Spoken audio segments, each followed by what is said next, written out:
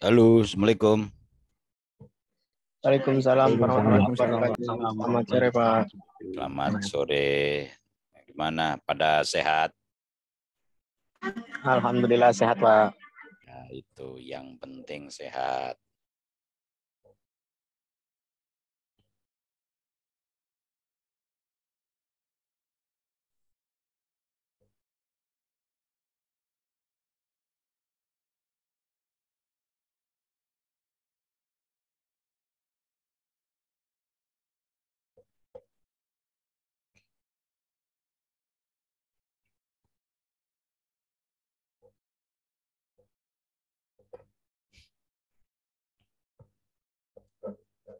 Baru 13 orang.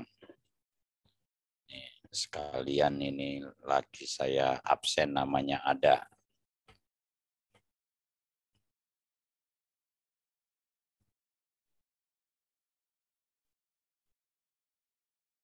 Tadi ada kuliah nggak? Yang ini kelas pertama, ini? Pak. Yang Ini pertama sih, Pak. Ini pertama, Pak. Iya. Ntar malam ada lagi. Ada sih, Pak, harusnya. Ada, Pak. Udah jam 7 malam. Jam 7, Pak. Oh.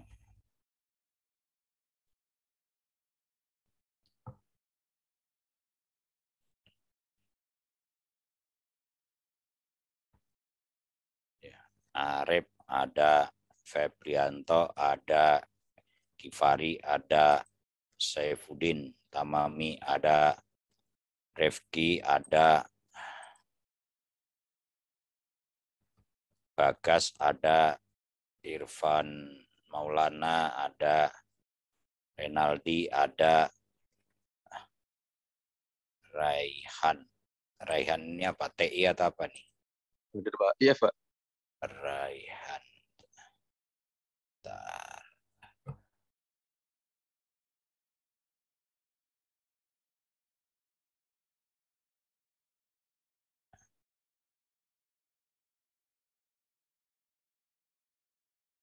TI. M-nya siapa nih? Muhammad, Pak. Muhammad. Raihan Al-Ghifari. IF, Pak. Oh, IF. Oh, IF. Ya. Ya, udah. Ada 2 Kifari ini. Kemudian Renaldi ada. Dwi Ada, Pak. ada. Handoko ada. Ada, Pak. Ya.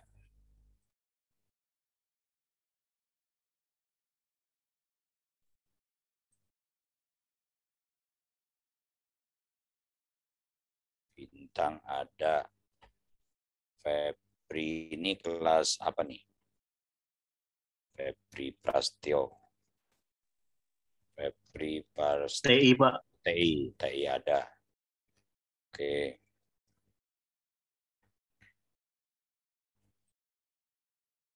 Oke, jadi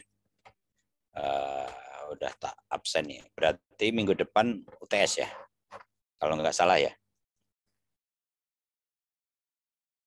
Kalau nggak salah. Pak, mulai 22. Kelihatannya saya bagian minggu depan tuh. Jadi kalau kita perhatikan nanti di UTS itu biasanya dia minta 2 soal itu. Ada soal IC, ada soal pilihan ganda. Biasanya kampus seperti itu. Nah, jadi kalau kisi-kisinya ya kemarin sebagian udah saya sampaikan, yaitu contoh Pancasila itu merupakan pandangan hidup bangsa, ya, pandangan hidup bangsa Indonesia. Nah, selain itu apa aja? Juga menjadi dasar negara, ideologi negara. Nah, itu. Jadi harus jeli membacanya itu. Kemudian ada sebagai contoh nanti di pasal 29 biasanya itu Undang-Undang Dasar 1945 ayat 2 itu negara itu menjamin kemerdekaan tiap-tiap penduduknya untuk memeluk agamanya masing-masing, ya. dan beribadat menurut agama dan kepercayaan. Nah, oleh karena itu kebebasan beragama ini diartikan sebagai apa? Nah, kalau yang pernah saya sampaikan di awal itu ya kebebasan untuk menentukan dan memilih agama yang diatur atau yang dianut. Ya, jadi ada yang berpindah-pindah, kadang pindah agama satu dan seterusnya, yaitu ya, urusan pribadi-pribadi. Begitu ya, sikap yang bertakwa itu dapat dibuktikan dengan apa? Kalau kita lihat implementasi Pancasila, itu adanya bersyukur dan selalu berusaha yang lebih baik. Begitu juga konsepsi Pancasila itu tentang hubungan antara manusia ya dan masyarakatnya itu terciptanya keselarasan, keserasian, ya, keseimbangan. Nah, kemudian dalam arti di sini kalau kita hubungkan dengan Pancasila, ini meletakkan kepentingan umum di atas kepentingan pribadi dan golongan. Nah, jadi kalau ada kata keselarasan, keserasian, keseimbangan, hubungannya dengan masyarakat ini, pengertiannya, implementasinya adalah meletakkan kepentingan umum di atas kepentingan pribadi dan golongan. Karena ini sudah banyak. Nah, kita mulai aja. Bismillahirrahmanirrahim. Assalamualaikum warahmatullahi wabarakatuh. Jadi salam sejahtera bagi kita semua. Masih suasana Natal, saya secara pribadi mengucapkan minal aidin wal faizin, mohon maaf lahir batin. Dan semoga rekan-rekan ini dalam menempuh sistem pendidikan di ITTS nanti diberikan kelancaran dan segera lulus. Nah, masih lama ya lulusnya ya? Masih berapa tahun? Nah, sekarang di dalam Pancasila itu ada demokrasi. Ya. Demokrasi.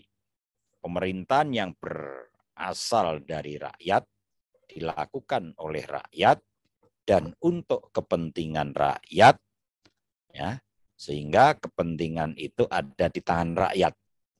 Nah, kedaulatan rakyat sepenuhnya dilakukan oleh DPR yang ada di Senayan. Nah, inilah yang disebut dengan demokrasi. Ya, makanya munculnya di sini berasal dari rakyat, jadi rakyat biasa, ya, dilakukan oleh rakyat pemilu itu, ya, yang melakukan pemungutan suara dan seterusnya oleh rakyat untuk kepentingan rakyat. Nah, ini sebetulnya roh yang luar biasa sistem ini. Tapi ada oknum-oknum yang mencederai sistem demokrasi ini. Nah, itu kita sebagai orang terpelajar tidak boleh mencederai. Jadi harus sesuai kembali ke kitohnya.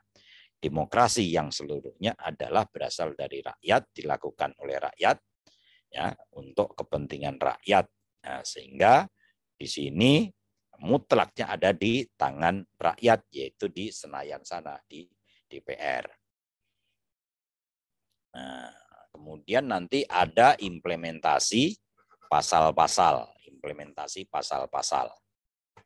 Nah, juga kalau kita perhatikan di dalam soal-soal, paling nanti saya akan memberikan contohnya.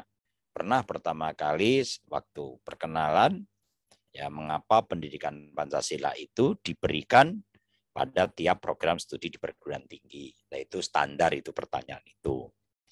Nah, nanti rekan-rekan jawab tuh, mengapa pendidikan Pancasila diberikan pada setiap perguruan tinggi, yaitu MKDU-nya. Karena Pancasila ya itu atau pendidikan Pancasila itu sangat penting. Artinya karena Pancasila merupakan proses, ya, merupakan proses lanjutan pembentukan karakter bagi manusia, di mana akan berlangsung sampai manusia itu meninggal atau mati atau muni ajalnya. Jadi Pancasila ini adalah membentuk proses ya, membentuk proses karakter ya bagi manusia. Karena Pancasila itu mulai dari sila pertama sampai sila kelima itulah mengejawantahkan atau di sini adalah menggambarkan kehidupan kita. Kita percaya dengan adanya Tuhan, kita bersyukur, kita saling menolong, kita merasa satu bangsa harus saling bersatu. Itu ada semua di dalam Pancasila. Itu kira-kira kisi-kisinya seperti itu. Nah, kemudian kalau kita perhatikan pernah saya menyampaikan bahwa Pancasila itu kapan sih kok ada rumusan Pancasila, yaitu sejak tanggal 18 Agustus 1945 setelah Indonesia merdeka. Rumusan Pancasila yang berawalnya dari Piagam Jakarta ya hanya diubah sila-silanya. Jadi menjadi Pancasila sah menjadi landasan ideologi bangsa Indonesia. Kira-kira seperti itu. Nah, kemudian kalau seandainya filsafat, saya pernah menyampaikan juga terkait filsafat Pancasila.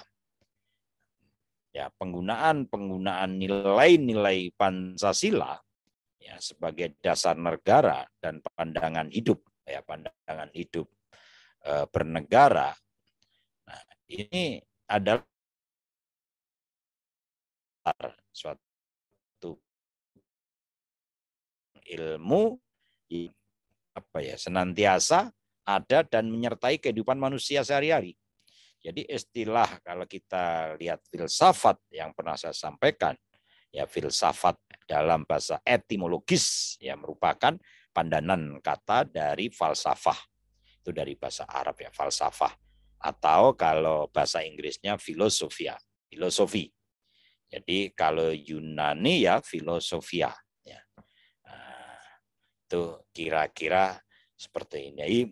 Nilai-nilai Pancasila itu masuk ke dalam kehidupan dari bangsa Indonesia.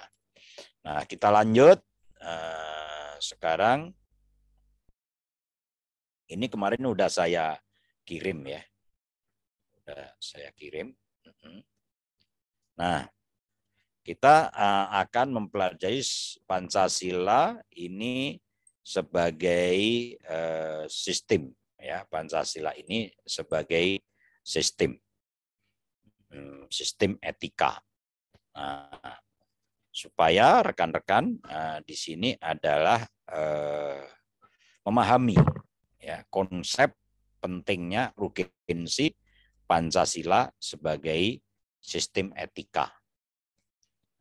Kemudian mengapa Pancasila diperlukan sebagai sistem etika? Bagaimana pengamalan nilai Pancasila dalam beretika di kehidupan sehari-hari dan bagaimana argumentasi, dinamika dan tantangan Pancasila sebagai sistem etika. Dan bagaimana aktualisasi Pancasila sebagai etika dalam kehidupan bernegara.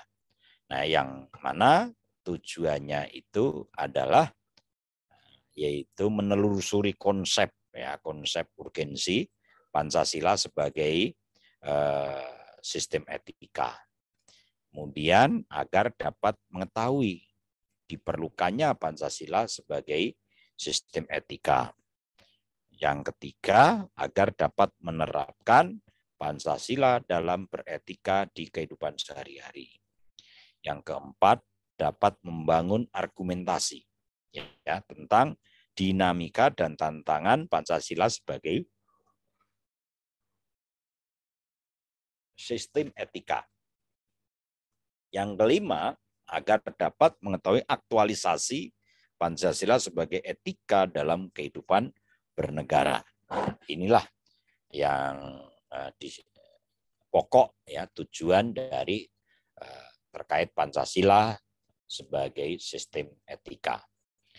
Nah, kalau kita perhatikan apa itu sistem? Sistem itu rangkaian ya, rangkaian yaitu yang terdiri dari bagian-bagian saling berhubungan. Jadi ayat sila pertama saling berhubungan dengan sila kedua, sila ketiga, sila keempat, dan sila kelima.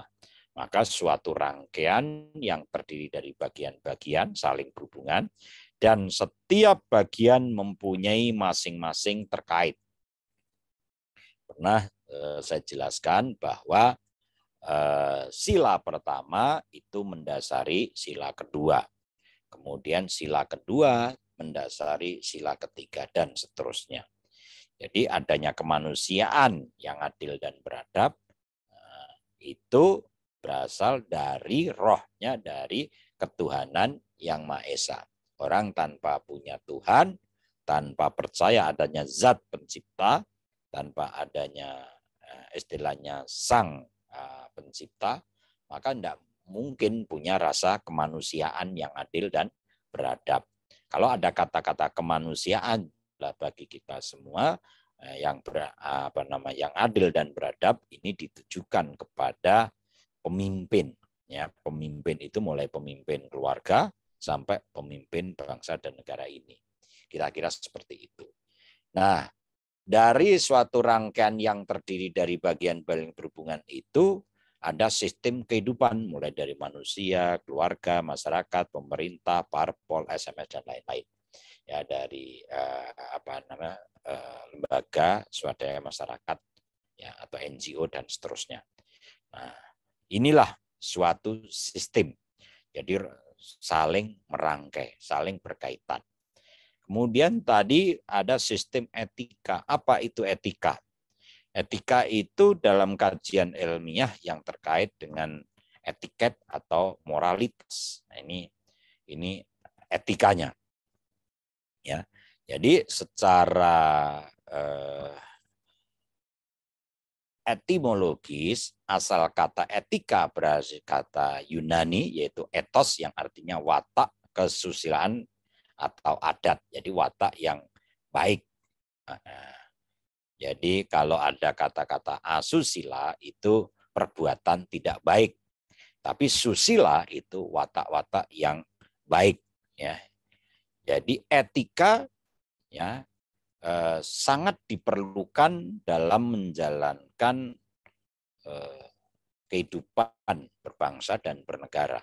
Jadi seperti bangsa Indonesia, ya, yang negara yang berlandaskan Pancasila, maka setiap tindakan atau perilaku yang dilakukan oleh warga Indonesia harus berpedoman ya dengan nilai-nilai Pancasila, harus berpedoman itu.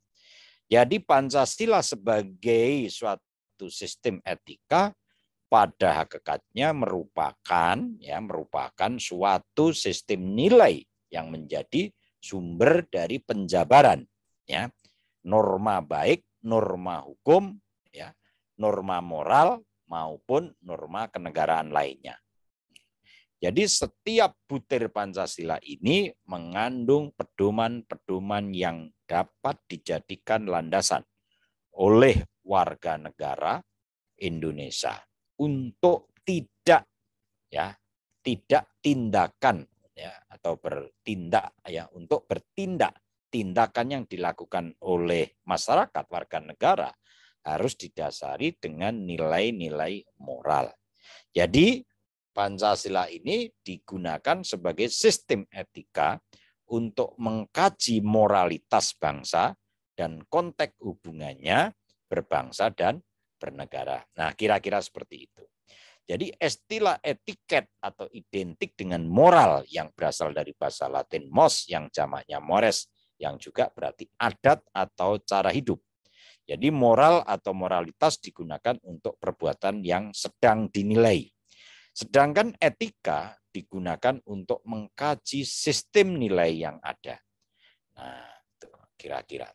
Jadi kalau kita rumuskan bagaimana Pancasila itu memiliki bermacam-macam fungsi ya, dan kedudukan antara lain sebagai dasar negara, ya pandangan hidup bangsa, ideologi negara, jiwa dan kepribadian bangsa.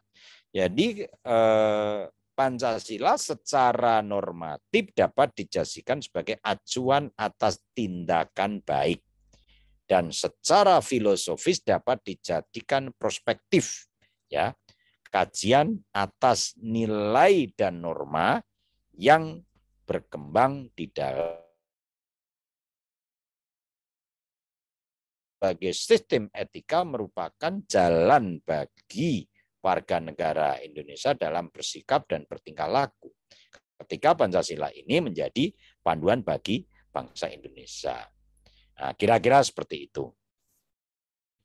Nah, kalau kita perhatikan ada beberapa aliran-aliran etika, ya, aliran-aliran etika. Sebetulnya aliran-aliran etika di sini ada yang deontologi, ya.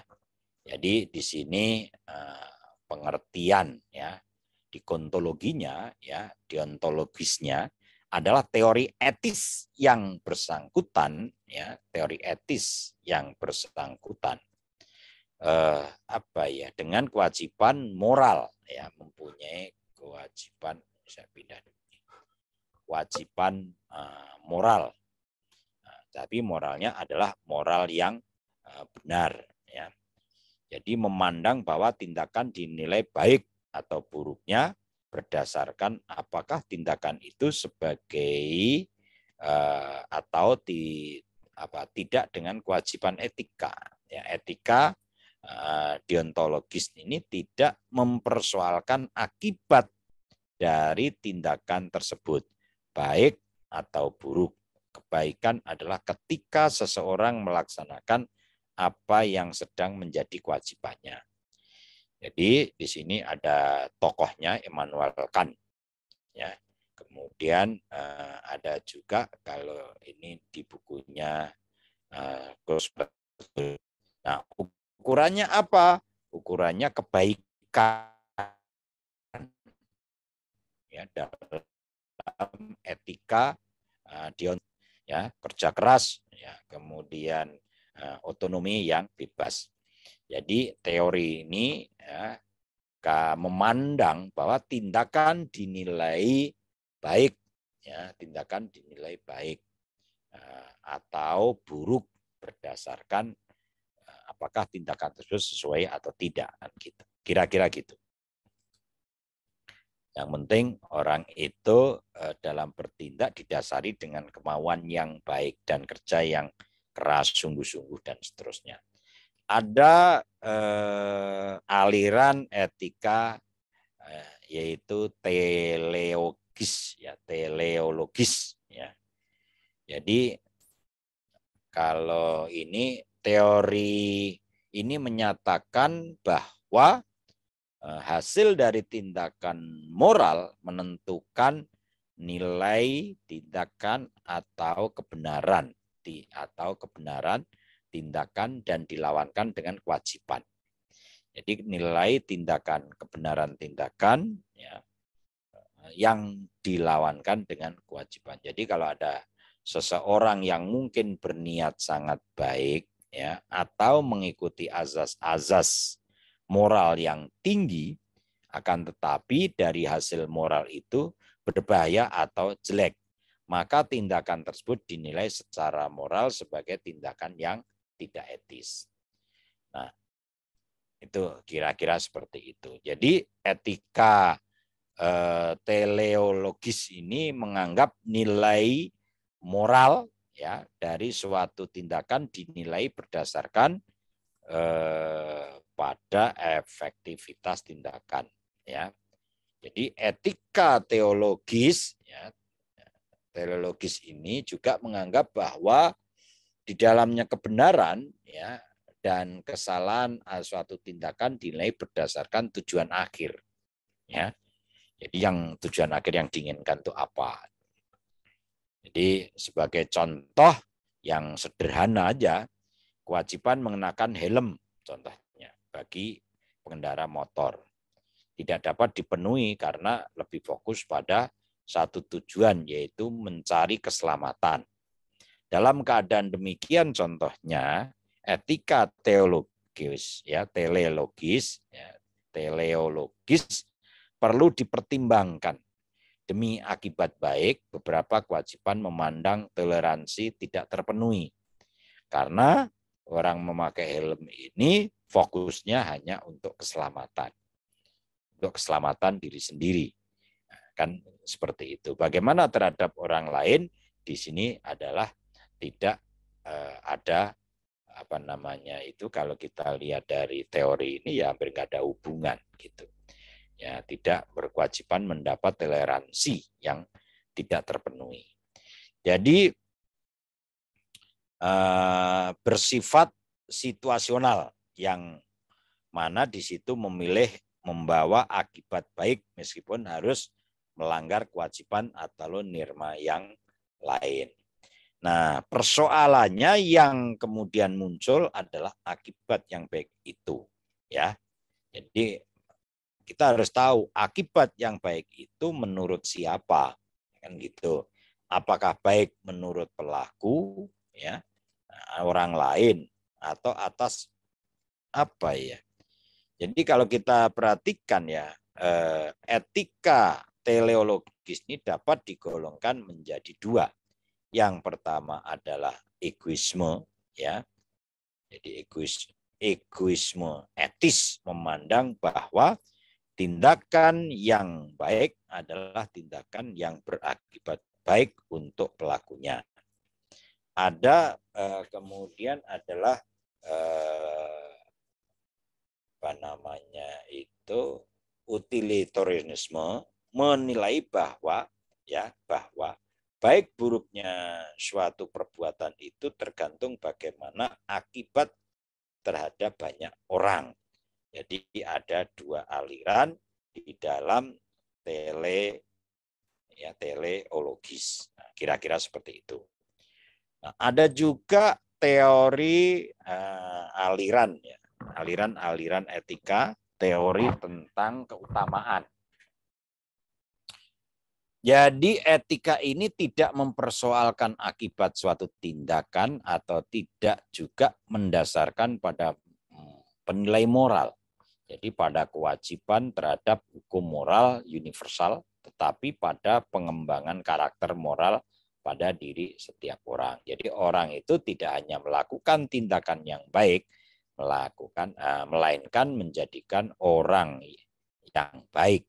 Jadi karakter moral ini dibangun dengan cara meneladani perbuatan-perbuatan yang baik yang dilakukan oleh para tokoh yang besar.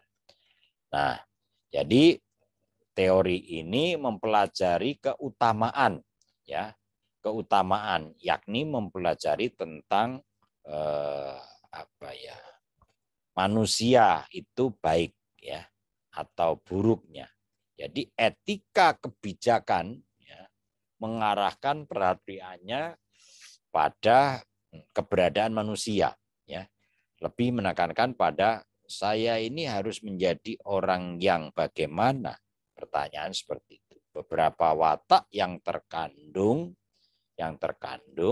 dalam nilai keutamaan, ya, adalah baik hati, kesatria contohnya, belas kasih, suka bekerja bersama-sama, ya, dengan teman-teman dan seterusnya, murah hati, ya, jujur, terampil, kira-kira seperti itu. Nah, kelemahan dari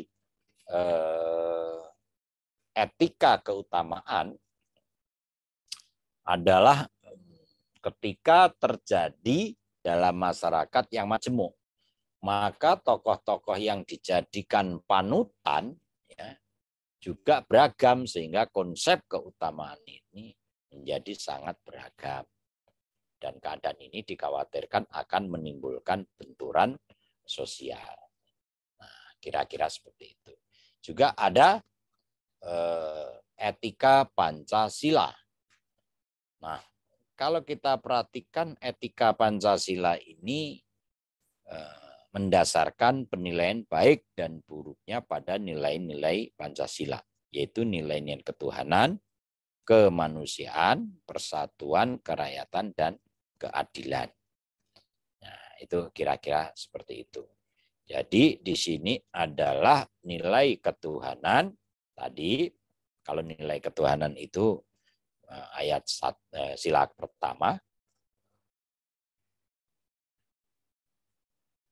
Kemudian ada nilai kemanusiaan, ada nilai persatuan, ada nilai kerakyatan dan keadilan.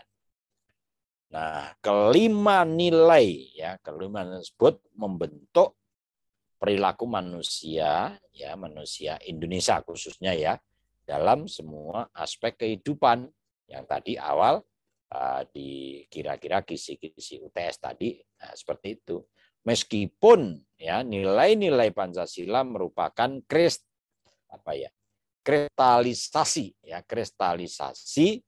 ya nilai yang dalam hidup ya realitas sosial, yaitu sosial, agama maupun adat istiadat, yang mana menjadi kebudayaan asli bangsa Indonesia. Jadi namun nilai-nilai Pancasila ini juga bersifat universal yang dapat diterima oleh siapapun ya dan kapanpun. Nah, kira-kira seperti itu. Nah, dari nilai-nilai Pancasila, nah ini ada tokohnya tuh. Ini ada tokohnya. Tokoh-tokoh nilai Pancasila itu di situ ada contohnya Fogeti. Jadi dia menerangkan bahwa etika ini adalah tentang kehendak manusia yang berhubungan dengan benar dan salah dalam bertindak. Nah ini, kira-kira kalau dicerna ini adalah kehendak manusia dan berhubungan di masyarakat ya, menjadi masyarakat biasa, menjadi pejabat dan seterusnya. Ini adalah dengan benar dan salah dalam bertindak. Kemudian kalau kita pendapat Mustafa ya, etika adalah ilmu yang menyelidiki ya di mana yang baik, mana yang buruk dengan memperlihatkan amal perbuatan manusia sejauh yang dapat diketahui oleh akal pikiran. Hampir sama dengan moral yang dari agama. Ada juga selain itu ada Hamzah Yakub. Ya, Hamzah Yakub. Nah, ini etika adalah pengetahuan yang menyelidiki suatu perbuatan mana yang baik dan yang buruk serta memperlihatkan amal perbuatan manusia ya yang dapat diketahui atau di akal pikiran. Nah, kira-kira seperti itu. Ada juga dari Dr. James, dari Dr. Andes, Siti Gajalba, dan seterusnya. Nah, itu kira-kira ya. Nah, kemudian kenapa sih ada urgensi ya? Ada urgensi kalau kita perhatikan sebagai sistem Pancasila ya. Jadi Pancasila sebagai sistem etika.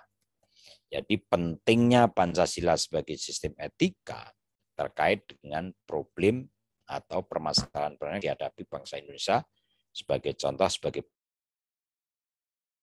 kasus korupsi sebagai contoh nih, banyak kasus korupsi yang melanda di negara kita ini bangsa Indonesia, sehingga dalam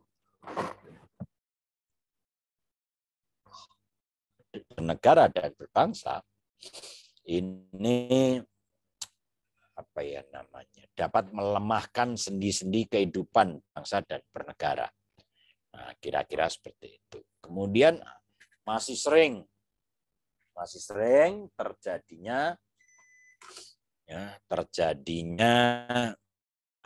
aksi terorisme yang mengatasnamakan agama toleransi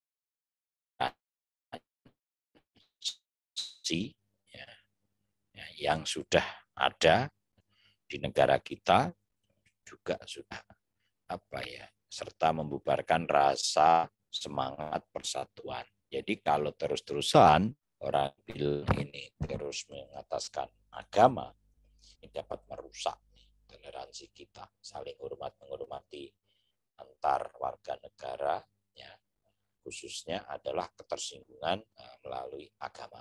Karena dengan ketersinggungan melalui agama itu paling mudah untuk diprovokasi. Kira-kira seperti itu. Masih adanya pelanggaran HAM dalam kehidupan bernegara. Jadi para pejabat-pejabat dulu kita masih ada pelanggar HAM, orang yang nggak bersalah, bertahun-tahun, ya, asalkan sudah menjadi target, nah ini diincar. Nah ini yang nggak boleh. Kemudian adanya kesenjangan sosial, ya, antara kelompok masyarakat, ya, yang kaya dan yang miskin. Ini masih sering diadu domba dalam kehidupan ya, sehari-hari. Yang istilahnya yang kaya ini juga nggak mau kalah sedikit, ya. Yang miskin juga istilahnya tidak mau ngalah juga dalam hal ingin mencari kehidupan, sehingga kesenjangan ini sangat tinggi, ya. Kesenjangan sosial ini di kelompok-kelompok masyarakat ini rentan sekali. Kemudian ada ketidakadilan hukum, ya, yang masih mewarnai proses peradilan di Indonesia. Jadi kalau kita bicara hukum itu ada yang terpuaskan, ada yang tidak terpuaskan. Karena ada sisi lain, ada lawannya, ada yang dituntut, ada yang menuntut. Nah, ada kira-kira yang digugat, ada yang gugat. Ini pasti untuk mencari keadilan ini susah. Di sisi lain adalah adil bagi sebelah pihak, di sisi lain merugikan sebelah pihak. Nah, itu keadilan hukum.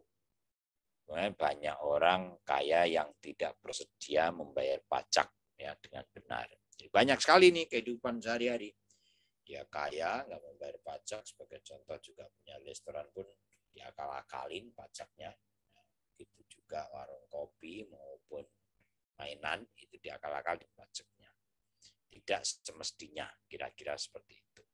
Nah, seharusnya bayar pajaknya sekian, ini hanya sekian, sehingga negara dirugikan. Contoh, itu pajak restoran 10%. Jadi kalau rekan-rekan adalah makan di restoran, itu kena pajak 10%. Itu sebetulnya bukan uangnya yang punya restoran, tapi masyarakat titip terhadap restoran, tolong nih, saya bayar 10% dikasih untuk negara, kasih untuk pemerintah daerah. Nah, ini yang nggak jalan. Ya, seperti itu.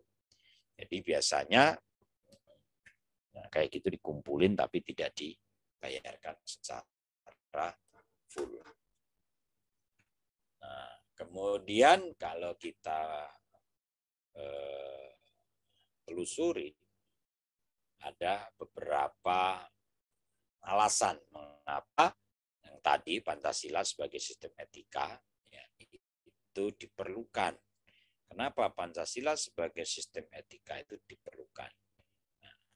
Nah, ada juga dalam penyelenggaraan kehidupan bernegara, ya, sistem etika itu diperlukan. Yang pertama adalah adanya dekadensi moral yang melanda kehidupan. Jadi dekadensi bangsa yang melanda kehidupan, ya, kehidupan masyarakat, ya, terutama generasi muda, sehingga dapat membahayakan masa depan. Jadi generasi muda yang tidak mendapat pendidikan karakter yang memadai akan dihadapkan pada pluralitas, ya. Dihadapkan pada pluralitas atau nilai yang melanda Indonesia sebagai akibat globalisasi, sehingga mereka ini kehilangan kehilangan arah. Jadi yang disebut dengan dekadensi moral ini terjadi ketika pengaruh globalisasi tidak sejalan pada generasi muda di Indonesia. Jadi apa ini contohnya?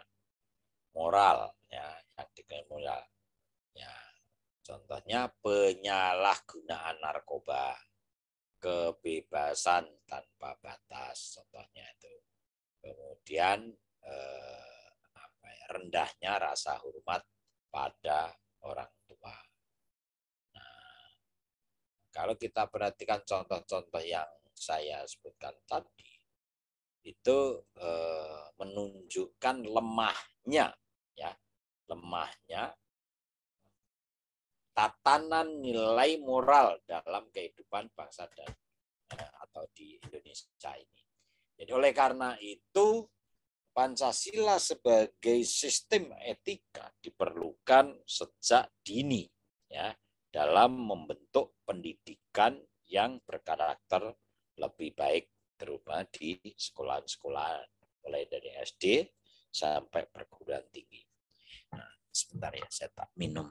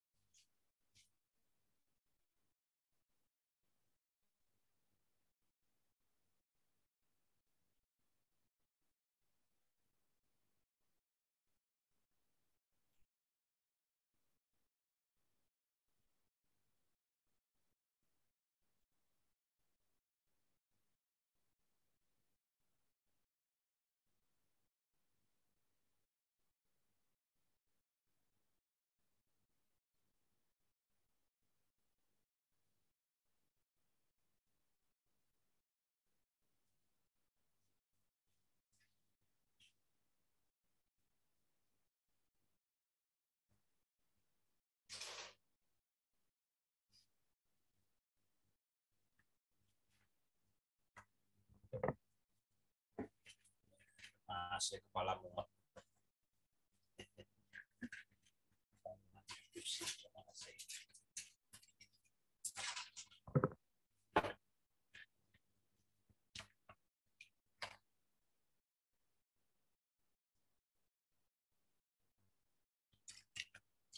Nah, kemudian kita lanjut.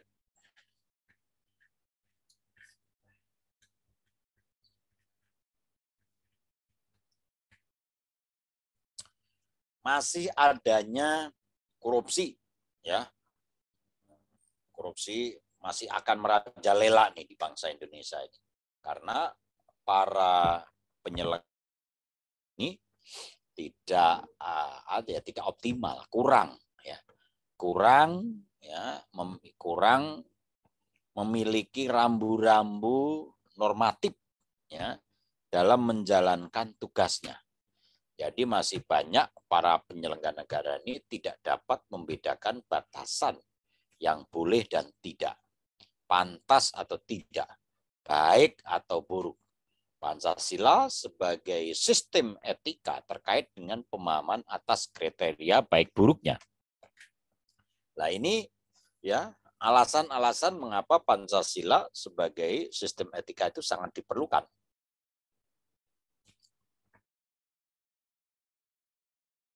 Kadensi moral karena masih potensi korupsi masih akan merajalela, kurangnya kontribusi dalam pembangunan melalui pembayaran pajak, pelanggaran HAM, kerusakan lingkungan, dan seterusnya.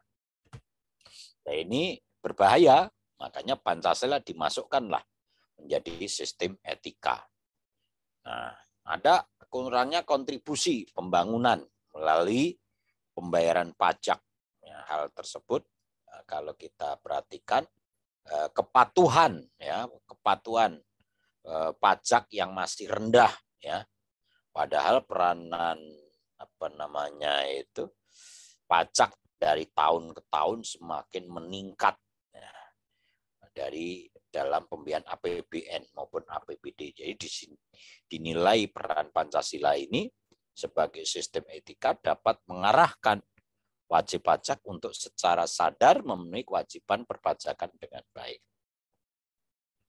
Kemudian pelanggaran HAM, dulu masih ada beberapa pelanggaran HAM yang kasus-kasusnya juga belum selesai, Munir dan seterusnya. Jadi kalau dulu ada orang kritis selesai, tapi sekarang dengan adanya demokrasi yang sudah bagus ya hampir nggak ada, sudah mulai ya hampir nggak ketahuan kan gitu ya. Kemudian adanya kerusakan lingkungan yang berdampak dalam kerusakan lingkungan ini kepada aspek kehidupan manusia seperti kesehatan, kelancaran penerbangan kalau udaranya polusinya tinggi. Nanti nasib generasi yang akan datang ini ya ini berbahaya ini. Jadi kasus-kasus ya banyak ya menunjukkan bahwa kesadaran terhadap nilai-nilai Pancasila sebagai sistem etika belum mendapat tempat yang di kalangan masyarakat khususnya di lingkungan hidup ya. Nah, kalau diterapkan dalam peraturan perundang-undang menindaklanjuti tegas tentang perusakan lingkungan, penebangan pohon yang liar dan seterusnya, itu setiap penggiat lingkungan dalam kehidupan masyarakat itu harus dilindungi, harus disupport dengan tinggi. Nah, kira-kira seperti itu. Nah, sekarang kalau kita perhatikan bagaimana mengamalkan nilai-nilai Pancasila dalam beretika di dalam kehidupan sehari-hari. Jadi dalam sejarah bangsa Indonesia kita semua telah mengetahui, ini telah terbukti akan ketangguhannya, mampu mempertahankan keutuhan dan persatuan bangsa. Nah itu tuh, mampu mempertahankan keutuhan dan persatuan bangsa, yaitu bangsa atau warga negara Indonesia, ya, warga negara Indonesia, karena memiliki dasar negara yang sangat kokoh dan kuat. Jadi segenap aspek kehidupan, ya, berbangsa dan bernegara ini juga terrangkum di dalamnya. Nah, jadi Pancasila dalam rangka menghargai perbedaan, ya.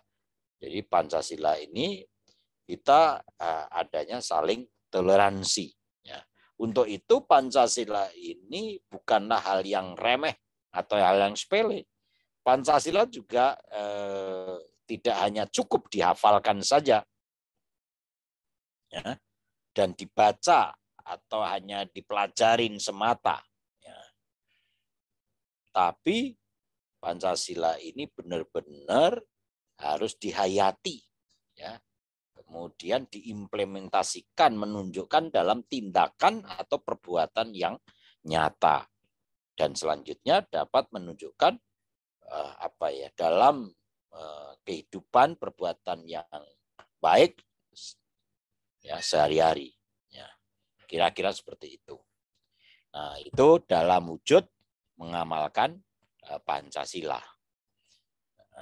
Jadi bagaimana Pancasila bentuknya pengamalan Pancasila dalam lingkungan menghargai perbedaan, ya, menghargai perbedaan. Jadi kedepannya ya Pancasila ini mempunyai tantangan sebagai sistem etika.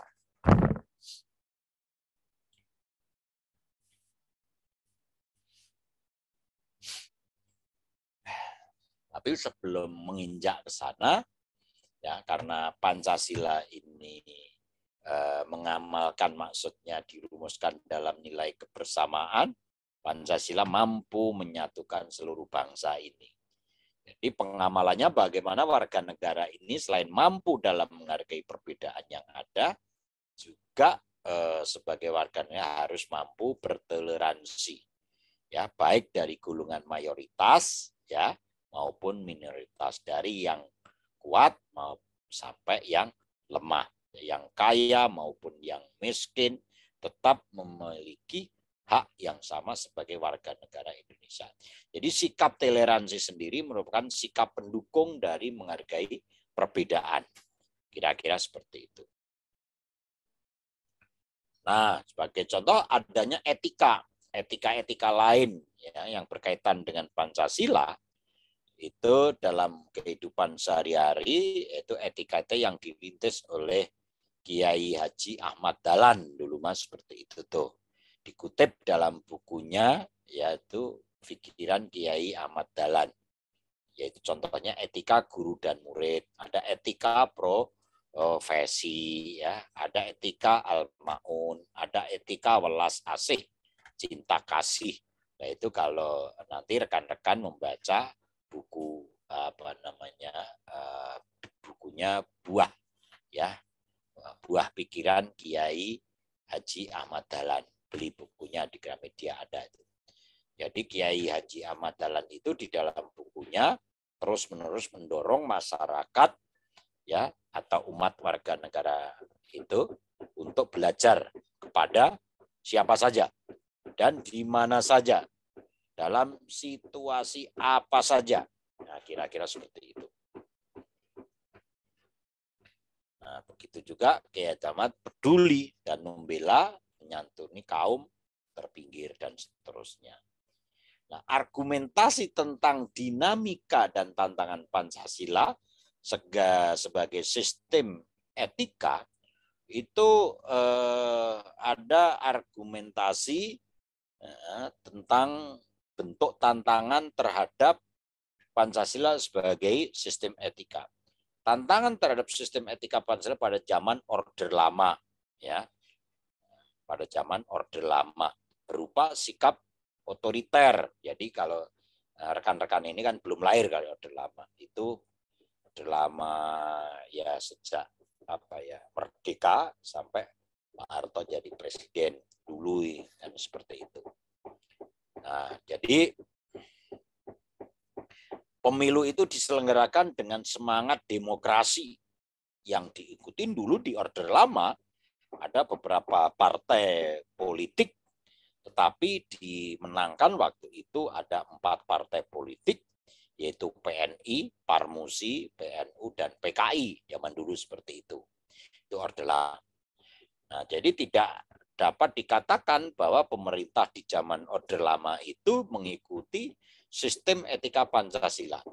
Bahwa ada tudingan dari pihak Orde Baru, pemilihan umum di zaman Orde Lama dianggap terlalu liberal. Karena pemerintah waktu itu Pak Soekarno menganut sistem demokrasi terpimpin yang cenderung otoriter. Nah, tantangan juga di dalam Orde Baru. Nah, Orde Baru, etika Pancasila diletakkan dalam bentuk penataran P4. Nah, dulu saya masih mengalami itu. Zaman saya SMA, ya, itu masih mengalami penataran P4 pada zaman Orde Baru. Nah, muncullah konsep manusia Indonesia seutuhnya. Jadi kalau ditanya apa itu manusia, ya, tujuan dari Pancasila itu membentuk manusia Indonesia seutuhnya. Apa? Sebagai cerminan manusia berperilaku dan berakhlak mulia sesuai dengan nilai-nilai Pancasila. Itulah kalau ada pertanyaan membentuk konsep manusia Indonesia seutuhnya, yaitu membentuk cerminan manusia berperilaku, berakhlak mulia berdasarkan nilai-nilai Pancasila. Nah, itu biasanya kalau UTS apa itu juga pertanyaan itu juga muncul. Jadi manusia Indonesia seutuhnya dalam pandangan Orde Baru, nah, artinya manusia itu sebagai makhluk ciptaan Tuhan Yang Maha Esa yang secara kodrati bersifat sebagai monodualistik, ya, bersifat monodualistik, yaitu makhluk rohani sekaligus jasmani dan makhluk individu sekaligus makhluk sosial. Ya, itu. Jadi manusia sebagai makhluk pribadi memiliki emosi, ya, yang memiliki pengertian kasih sayang, ya, harga diri, pengakuan dan tanggapan emosionalnya dari manusia lain. Nah, dalam kebersamaan bareng-bareng kehidupan dan seterusnya. Nah, manusia sebagai makhluk sosial memiliki tuntutan kebutuhan yang makin maju dan sejahtera. Nah, tuntutan tersebut hanya dapat terpenuhi melalui kerjasama dengan orang lain. Tidak ada orang kaya itu sendiri, pasti membutuhkan orang lain. Tidak ada orang pintar itu sendiri, pasti membutuhkan orang lain yang membuat. Anda, rekan-rekan pintar, butuh dosen, butuh perangkat komputer dibuat oleh orang lain. Itulah makhluk sosial, baik langsung maupun tidak langsung, ya. Jadi oleh karena itu sifat kodrat manusia sebagai makhluk individu dan sosial harus dikembangkan secara selaras, serasi, dan seimbang. Nah, itu konsepnya Orde Baru, ya, gitu. Jadi membangun manusia Indonesia seutuhnya, karena di situ manusia yang bersifat monodualistik, makhluk rohani sekaligus jasmani, individu maupun sosial. Kalau individu itu mempunyai sifat emosi, sosial itu saling seimbang, serasi dengan orang lain. Karena semua membutuhkan support, membutuhkan kerjasama dengan orang lain. Jadi nanti rekan-rekan kalau mau kaya, jangan sendiri, nggak bakal kaya. Pasti butuh orang lain. Nah, kalau ingin jadi pejabat, nggak bisa sendiri, pasti butuh orang lain. Nah, kalau ingin jadi presiden, ya tidak bisa sendiri, butuh orang lain. Butuh ada yang milih, butuh ada tim kampanye, dan seterusnya. Begitu saja rekan-rekan, kalau nanti pengen jadi dosen, nggak bisa sendiri, harus ada muridnya, nggak bisa. Jadi tantangan terhadap sistem etika Pancasila pada zaman Orde Baru ini terkait dengan masalah KKN, nepotisme, kolusi, dan korupsi yang merugikan penyelenggara negara. Hal tersebut tidak sesuai dengan keadilan sosial karena nepotisme ini, kolusi, korupsi hanya menguntungkan segelintir orang, ya, atau kelompok tertentu. Nah, ini ada rasanya, maka muncullah waktu itu reformasi. 98, 97, 98 reformasi. Nah, tantangannya apa sekarang dalam reformasi ini? Udah reformasi kebablasan, euforia, ya, kebebasan berpolitik sehingga mengabaikan norma-norma moral. Muncullah anarkisme, memaksakan kehendak dengan mengatasnamakan kebebasan berdemokrasi. Itulah mulai dari tahun 98 sampai sekarang. Makanya rekan-rekan jangan kaget nanti. Kok di TV ini para politisi ngomongnya seperti itu. Tapi masih bagus. Artinya kita masih sopan, ya. Debat, ya, itu masih lumayan bagus. Tidak sangat tidak arogan dan seterusnya. Nah, itu kira-kira seperti itu. Nah, kalau kita perhatikan masih tadi argumentasi Orde Lama dan seterusnya sampai zaman reformasi. Nah, kemudian aktualisasi Pancasila sebagai etika dalam kehidupan bernegara. Ada etika sosial dan budaya. Nah, ada etika politik dan pemerintahan, etika ekonomi dan bisnis, dan etika keilmuan. Jadi kalau kita perhatikan etika sosial dan budaya ini, ya, bertolak dari rasa kemanusiaan yang mendalam dengan menampilkan kembali sikap jujur, saling peduli, saling memahami, saling menghargai, saling mencintai, dan tolong-menolong di antara manusia dan warga bangsa. Itu etika sosial budaya. Ya, saling ya mempunyai sikap jujur, saling peduli, saling memahami, saling menghargai, saling mencintai, tolong-menolong, dan seterusnya. Ya. Jadi dalam hal ini juga perlu ditumbuhkan lagi budaya malu, dan sekarang hampir budaya malu itu nggak ada. Ya, saya yakin rekan-rekan ini jurusan komputer itu dahsyatnya IT, TikTok, Snap, dan seterusnya, YouTube, dan seterusnya. Hampir etika budaya malu nggak ada. Ya, itu. Nah, ini yang perlu kita kembangkan lagi adalah budaya malu. Kalau kita ini salah malu, kalau dilihat perlakuan tidak baik malu, itu yang nggak ada. Nah, perlu ditumbuhkan lagi budaya malu. Malu berbuat kesalahan, ya, dan malu apa yang bertentangan dengan moral agama dan nilai-nilai luhur budaya bangsa.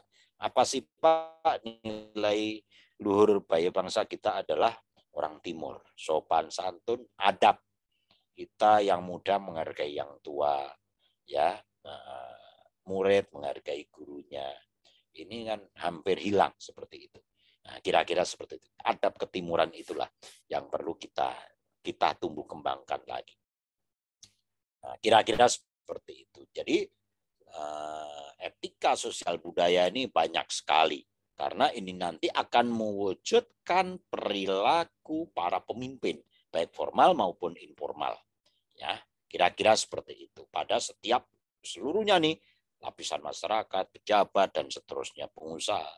Jadi etika ini dimaksudkan untuk menumbuhkan, ya, dan mengembangkan kembali kehidupan berbangsa berbudaya yang tinggi, yang menggugah, menghargai, mengembangkan budaya nasional yang bersumber dari budaya daerah, ya, adat istiadat dan seterusnya, ya, agar nanti mengadaptasi interaksi dengan bangsa lain. Kita punya budaya, ya, tindakan yang proaktif sejalan dengan tuntutan globalisasi. Nggak boleh terpengaruh. Nah, ini kalau anak-anak muda kan sukanya budaya-budaya barat dan seterusnya. Budaya kita hampir ditinggalkan. Begitu juga etika politik pemerintahan. Nah, dalam hal etika politik pemerintahan, ini perlu untuk mewujudkan pemerintahan yang bersih, efisien, ya, serta menumbuhkan rasa politik yang demokrasi, yang yang bercirikan keterbukaan. Jadi rasa tanggung jawab, ya, kemudian tanggap, aspiratif, ya, jujur, ya, dalam persaingan menjunjung tinggi hak asasi manusia. Nah, inilah etika-etika, ya, yang harus aktualisasi Pancasila sebagai etika di dalam kehidupan sehari-hari. Jadi kalau kita jadi pejabat, itu elit politik yang bersikap jujur, amanah, sportif, siap melayani, berjiwa besar, dan seterusnya. Nah, itu yang akan menjadi tauladan anak-anak muda, kan segitu.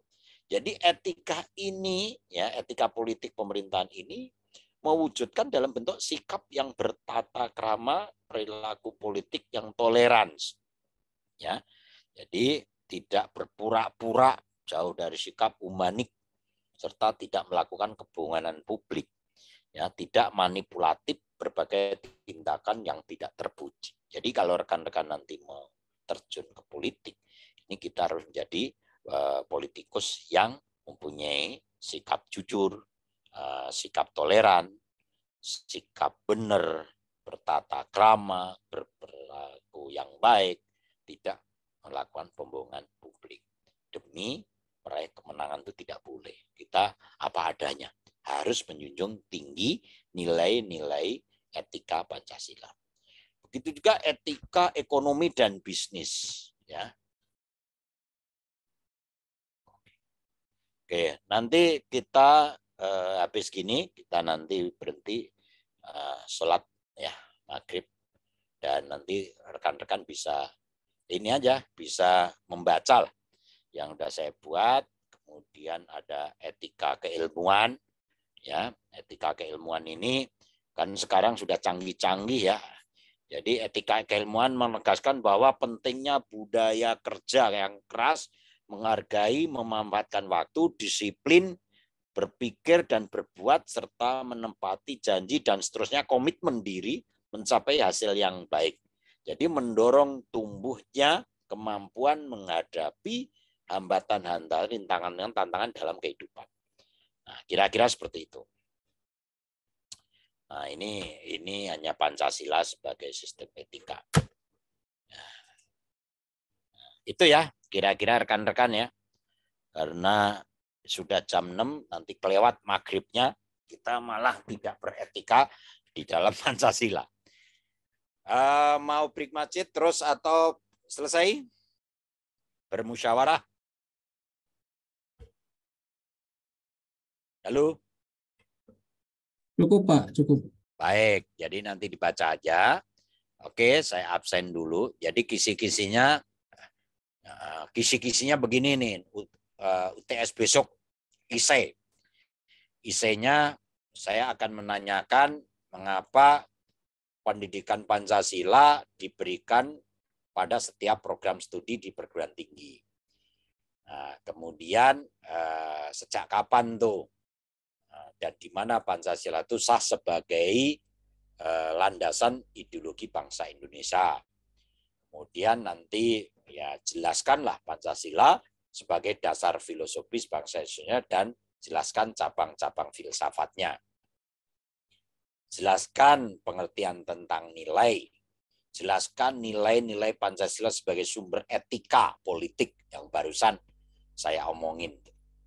Nah, jelaskan Pancasila sebagai etika politik dan Pancasila sebagai sumber etika. Nah, kemudian saya pernah menjelaskan juga terkait ontologi Pancasila, terkait epistemologi Pancasila, dan terkait aksiologi Pancasila. Sedikit ontologis, jadi ini Pancasila sebagai filsafat, silakan dicari sendiri. Epistemologis, ini Pancasila mendasarkan pada pandangan bahwa ilmu pengetahuan pada hakikatnya tidak bebas, kodrat manusia tadi.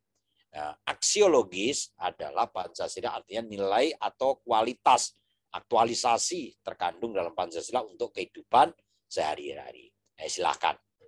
Nah, bagaimana hubungan antara Pancasila dengan pembukaan Undang-Undang Dasar 1945? Jangan jawabannya baik-baik saja, jangan seperti itu.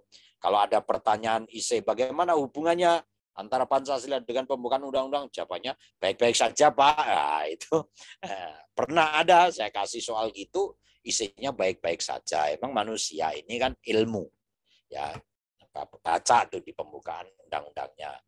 Nah, karena Pancasila itu ada alinea keempat dan seterusnya, jabarkan. Kira-kira itu ya. Sebentar, saya screenshot dulu untuk absen karena ini udah mulai banyak ya.